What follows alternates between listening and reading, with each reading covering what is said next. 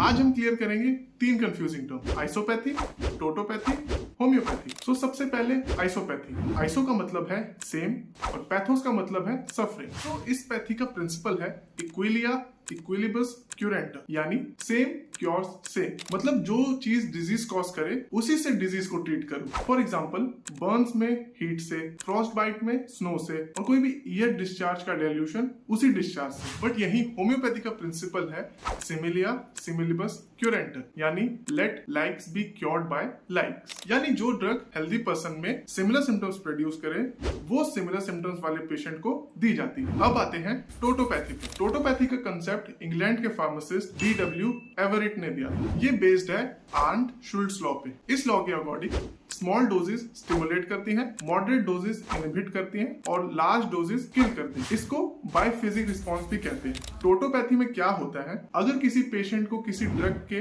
Crude dose से side effect हो गया तो उसी ड्रग का पोटेंटाइज्ड फॉर्म में देकर उस इफेक्ट को एंटीडोट करने की कोशिश की जाती है। मतलब same drug but in dynamic form to neutralise its toxic effect. लेकिन ये भी होम्योपैथी का कोर प्रिंसिपल नहीं है। होम्योपैथी किसी ड्रग को सिर्फ इसलिए नहीं देती क्योंकि वो सेम ड्रग है। होम्योपैथी टोटलिटी ऑफ सिम्टम्स देखती है, इंडिविजुअलाइजेशन करती है और सिमिलम चूज करती है। इसीलिए आइसोपैथी और टोटोपैथी को कंप्लीट क्यूरेटिव सिस्टम्स नहीं माना गया है। टोटलिटी और इंडिविजुअलाइजेशन पर फोकस नहीं करते हैं। होम्योपैथी सिर्फ डिजीज का नाम ट्रीट नहीं करती, वो पेशेंट ट्रीट करती है।